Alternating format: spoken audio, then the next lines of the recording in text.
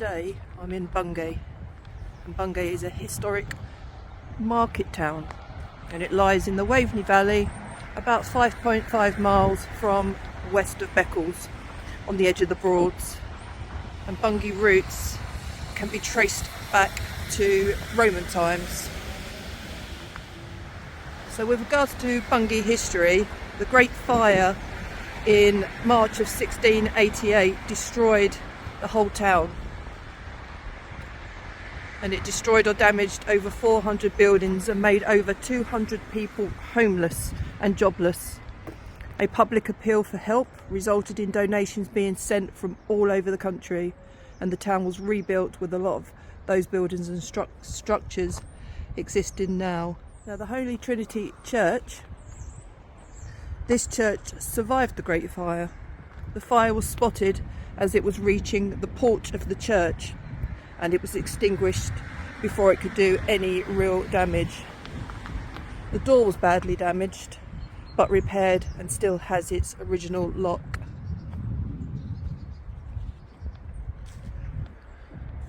So the church tower is the oldest building still standing in Bungay.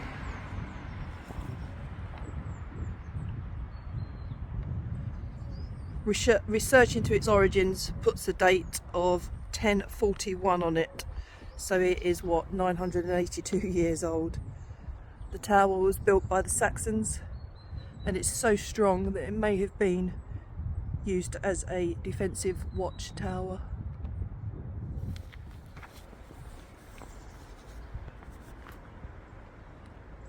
So at an estimated 977 years old, Holy Trinity Church is by far the oldest building in Bungay, still in regular working use.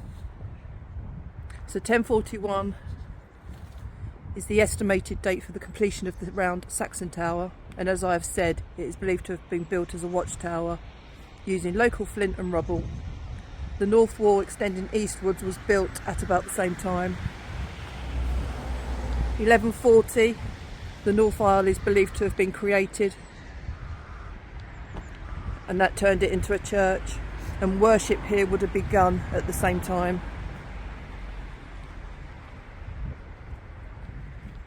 1325, during the first part of the 14th century, the south aisle was added. 1450, during the 15th century, the flint panelled top to the tower was added.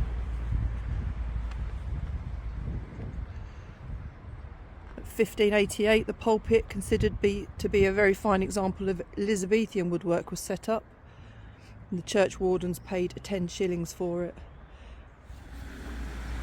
So let's have a little look at some of the gravestones, see what we can read upon them, and then in a little bit I'll go in and have a look inside the church.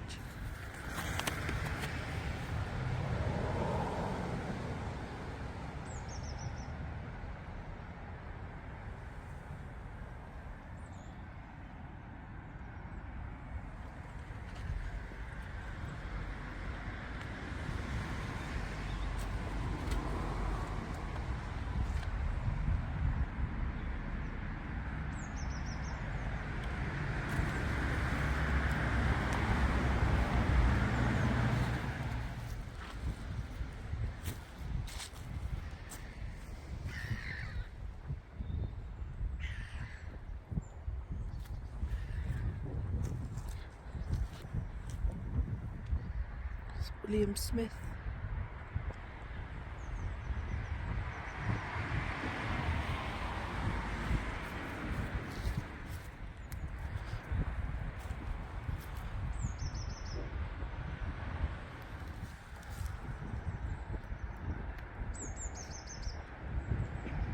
It's the same as any old church graveyards though. Some of these stones are so old now that the inscriptions can't be read. But I will have a look and see if I can either fathom them out whilst I'm filming it or later.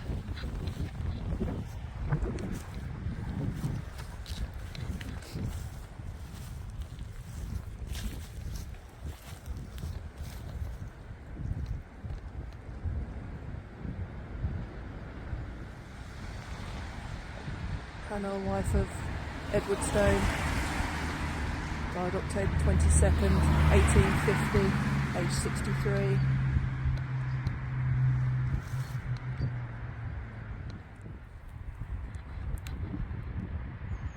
So this gravestone is the memory of Henry Scull, who was valued when alive and regretted now dead, was cruelly murdered at Whiteacre Borough on the 10th of February 1757, that could be. So Henry Scull, he was born 10th of February 1787 and he died the 10th of February 1787, that is, aged 22 to 23 years old. So Henry was a waterman and he was 23 years old and he was employed by Matthias Carrison. Matthias owned the Bungay Staith navigation. In 1787, Henry had discovered two men planning to steal goods from one of the cargo boats he was looking after in Whiteacre. He lay in wait for them at night but was spotted. The thieves grabbed him and bludgeoned him to death before throwing his body into the river. The thieves were caught attempting to flee to London and they were tried for murder at Norwich Castle Jail. After convictions, they were publicly hanged. Apparently, Matthias Carrison was very adept at making money, and it has been said that he realised that he could profit from Henry's death, and so put Henry's body on display in the local pub. That was the 3 tons. Locals could view the body after making a payment of 1 penny. The saving grace for this act is that apparently Matthias used the money to give Henry a decent burial and a headstone. And that inscription does read, "To the memory of Henry Scull, who was valued when alive and respected now dead, cruelly murdered at Whiteacre on the 10th of February 1787 in the 23rd year of his age. Honest and industrious men were never known to commit such a horrid crime as this." Bless you, Henry.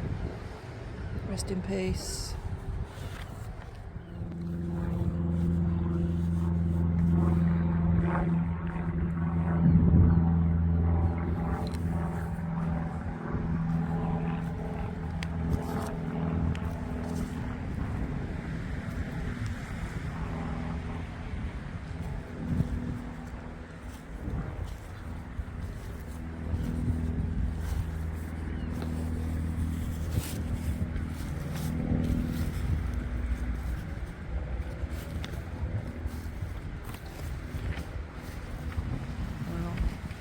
Lovely.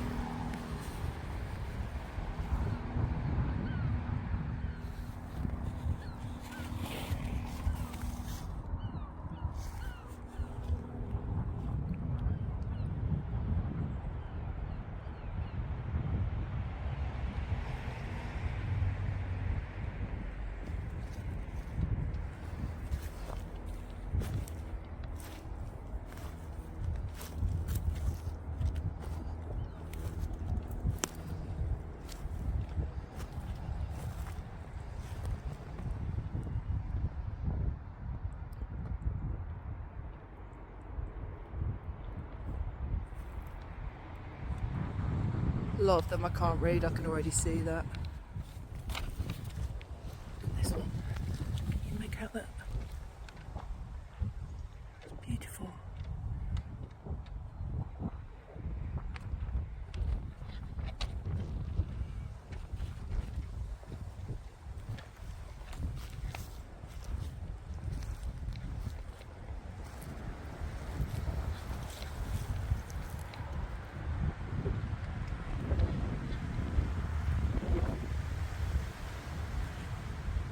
Susanna, daughter of, who looks like William and Kath Riddell or Riddle. She died February 8th, 19 note here.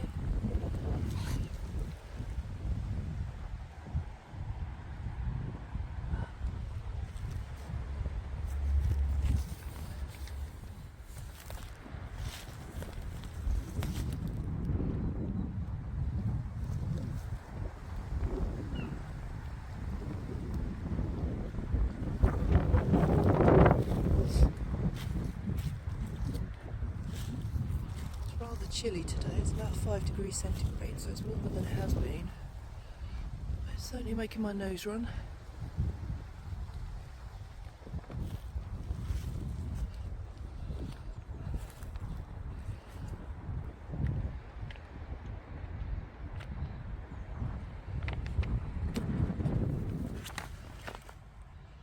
This one says in memory of Philip Knights, who died 23rd of November 1787, aged 44 years.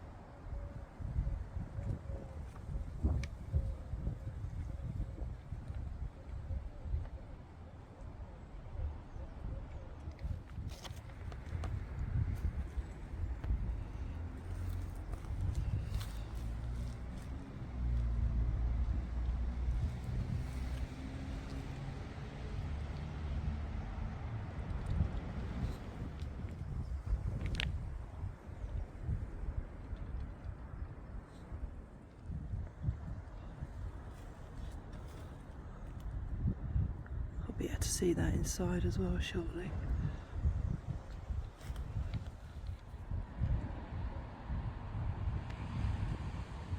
I know I've said it quite a few times already when I do these church videos, but I always find it a shame when you can no longer read the inscriptions.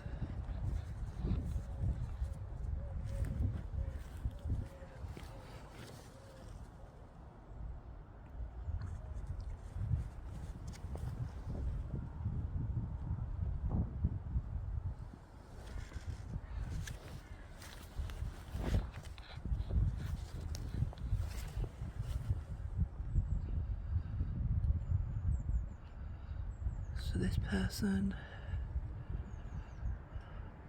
Barnett, in memory of something Barnett, daughter of R.B. Can't read that. Who died August 29th, 1828.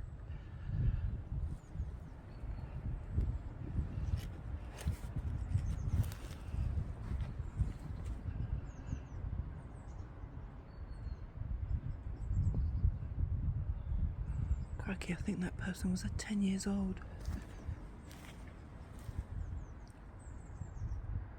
It's Elizabeth.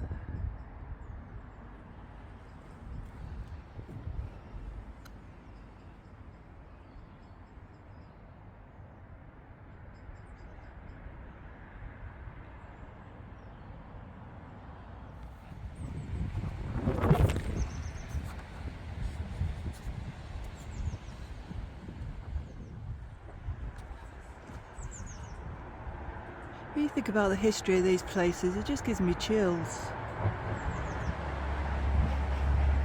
Walls could talk.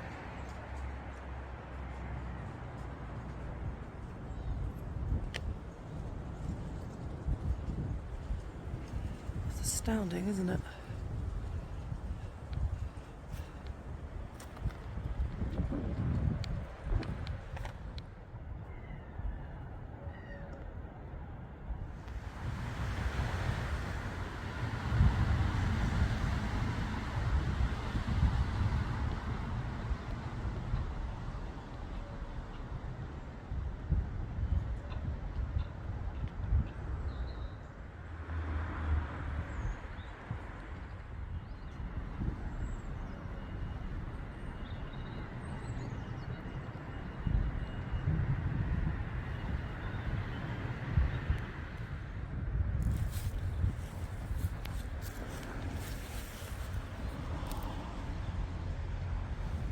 It's in memory of John Ralph Rackham.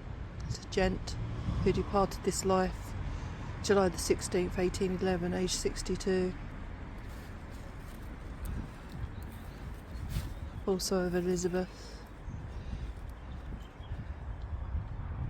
She was 90 years old. Nice.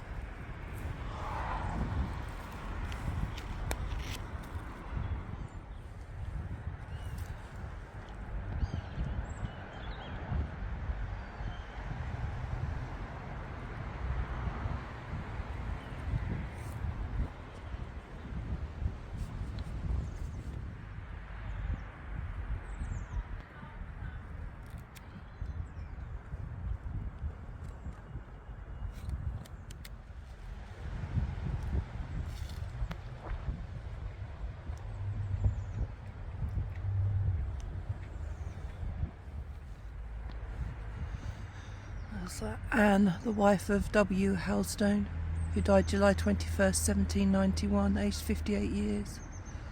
Also of W. Helstone, who died March the 6th. I can't quite see that date. I'll look them up. It's like Judith Stockdale. She died April 6th, 1897.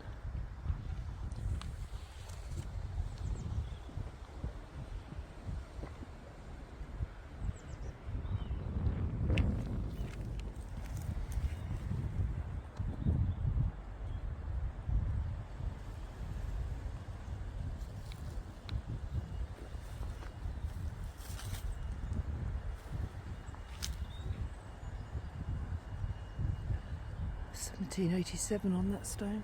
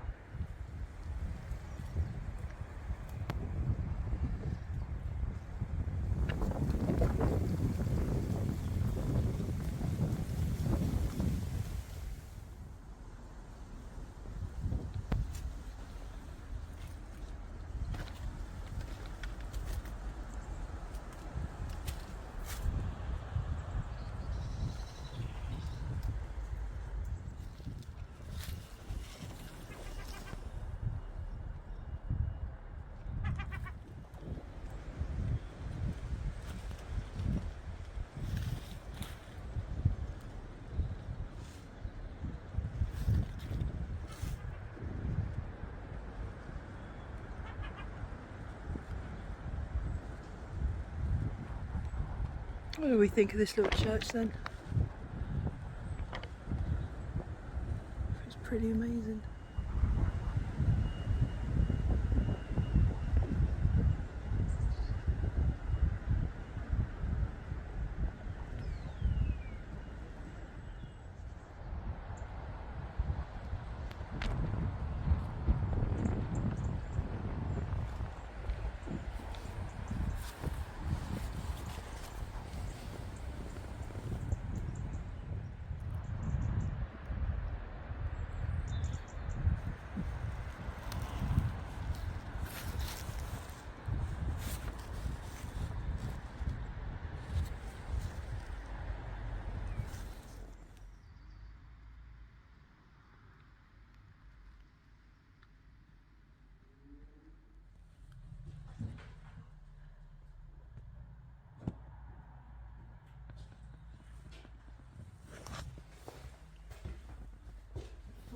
It's warmer out there than it is in here.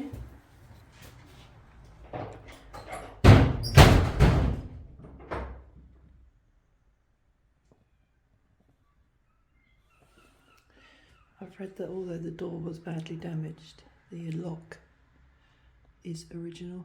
So when they replaced it or repaired it, kept the original lock. And it says here the fire was stayed 1688.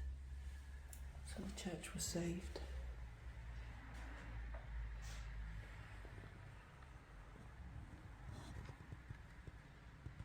Amazing.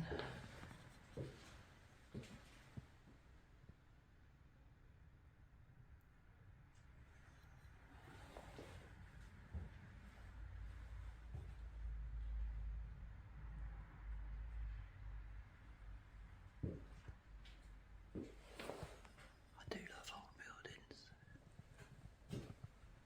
Churches are always.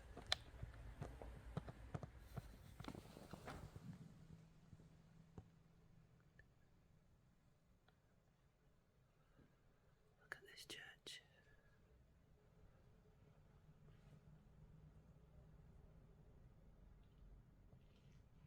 Beautiful.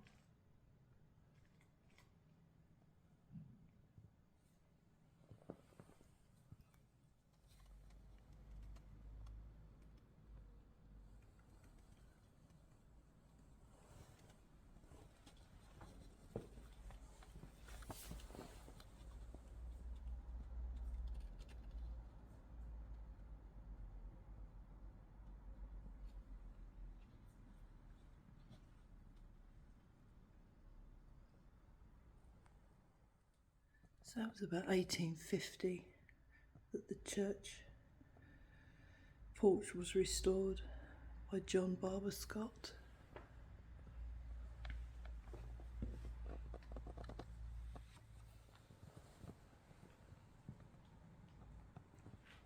Look at that. So it was 1893 that the new organ was provided, made by Norman and Beard.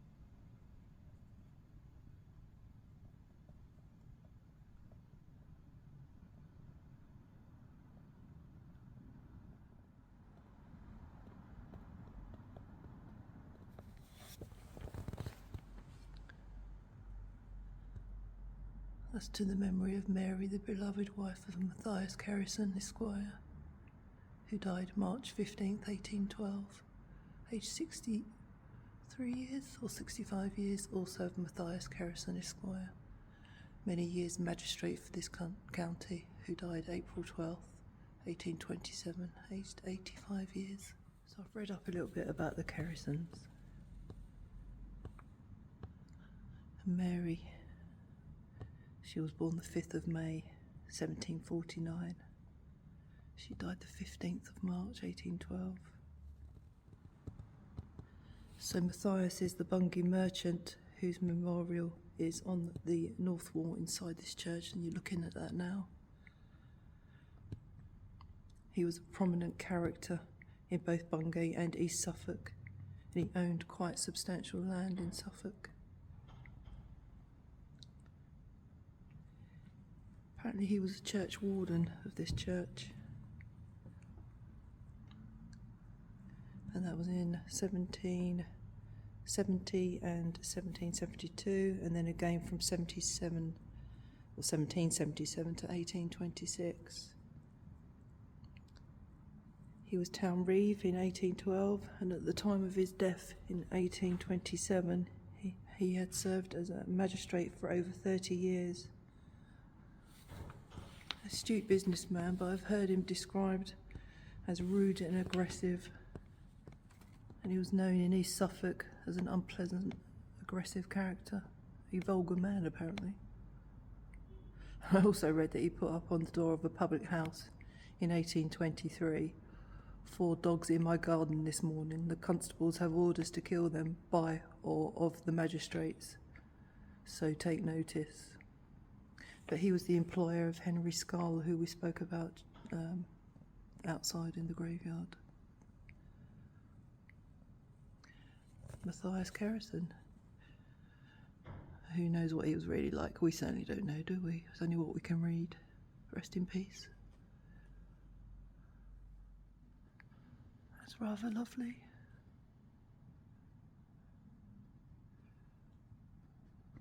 Near this place are deposited the lamented remains of Thomas and Catherine Wilson, whose lives were exemplary, as their end resigned and happy. Stay, reader, and dwell upon the remembrance of those virtues, and imitation of which will secure you peace and comfort here, and eternal happiness thereafter.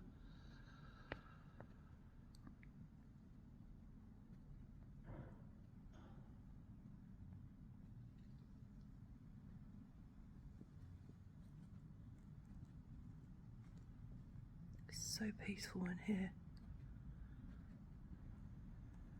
See that organ?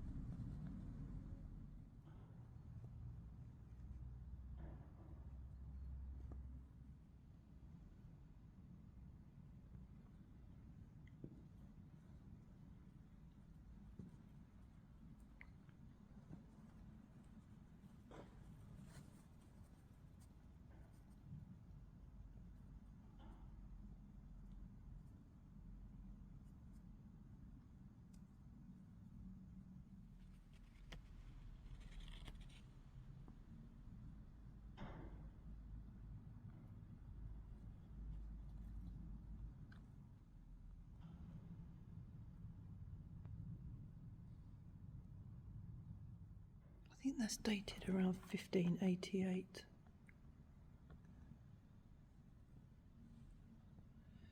The church wardens paid 10 shillings for it.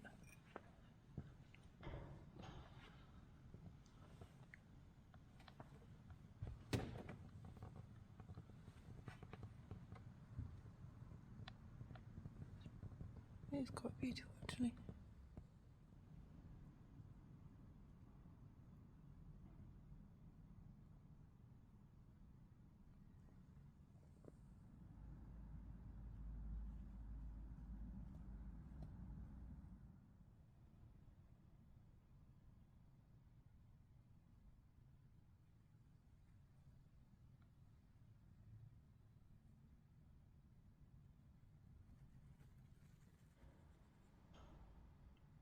I'm guessing you have to be quite affluent or upstanding member of the community to be buried within a church. You have to be kind of important, I would have thought. Perhaps you could educate me, anybody that knows.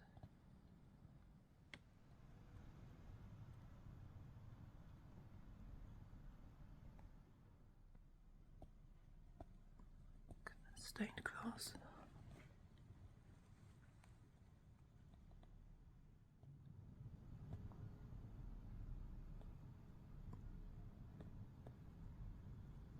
I mean, whatever you think about religion or churches, they are so beautiful.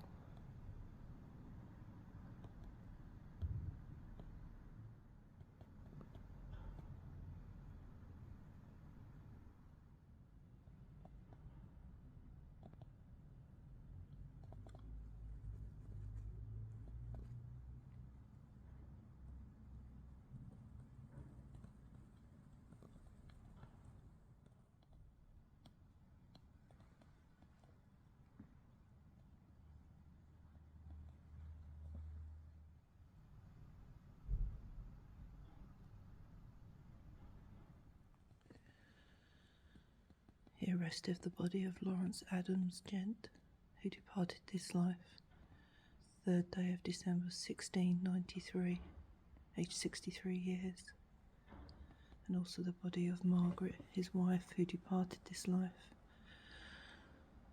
6th day of November 1691.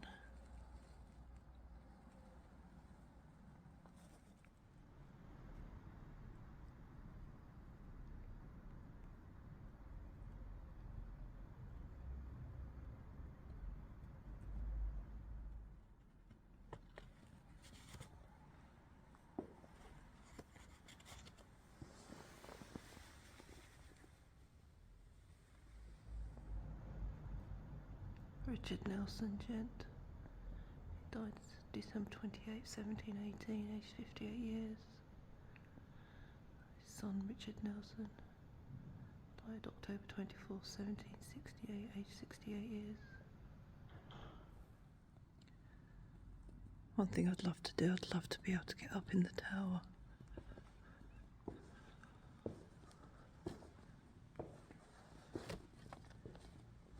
I'm guessing the access is through there.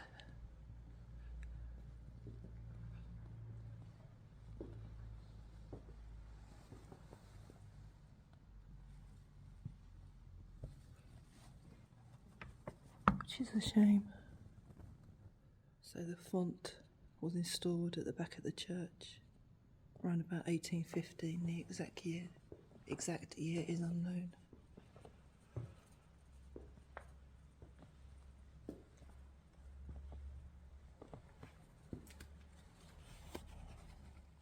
So sometime around 1830 the pews were installed in the church.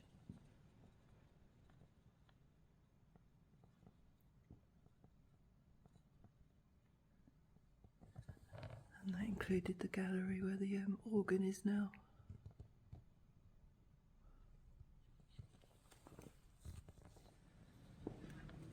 So it was in 1926 the present chancel was added as an extension to the north side. The original chancel had fallen into disrepair and the east window was incorporated into it.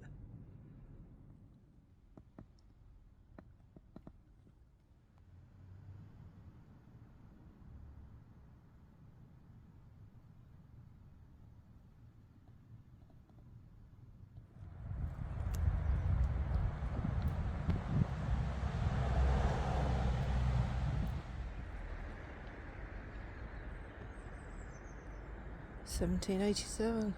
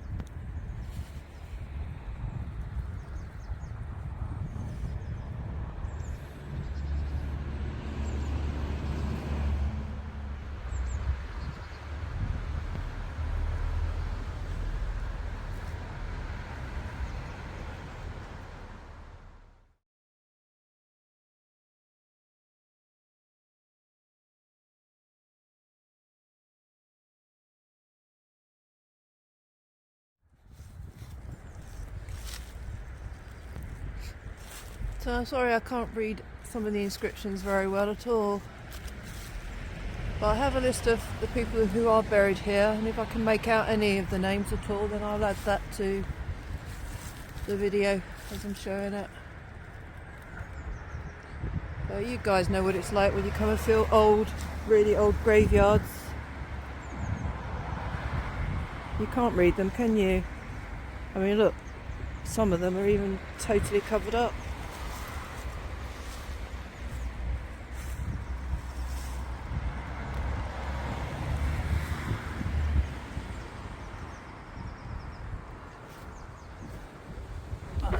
apologies to everybody that's buried in the graveyard. Rest in peace. I'd love to know some of their stories, wouldn't you?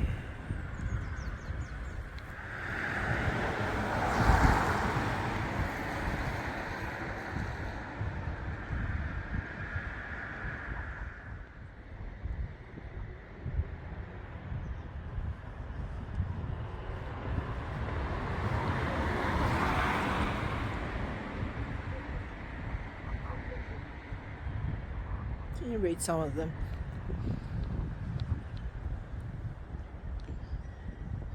Robert Nunn.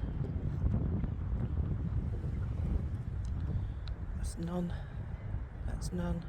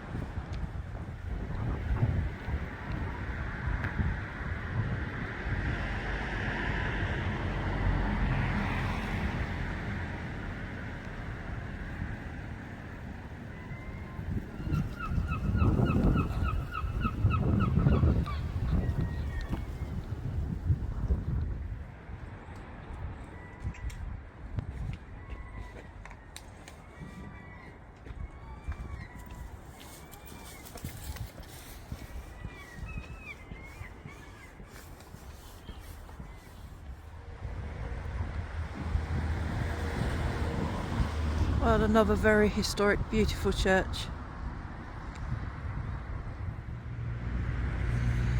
So you got the Holy Trinity Church just across the road over there, and then this one. Looks interesting, doesn't it? I'll come back and do this one another time. I'm going to go and look at a castle now.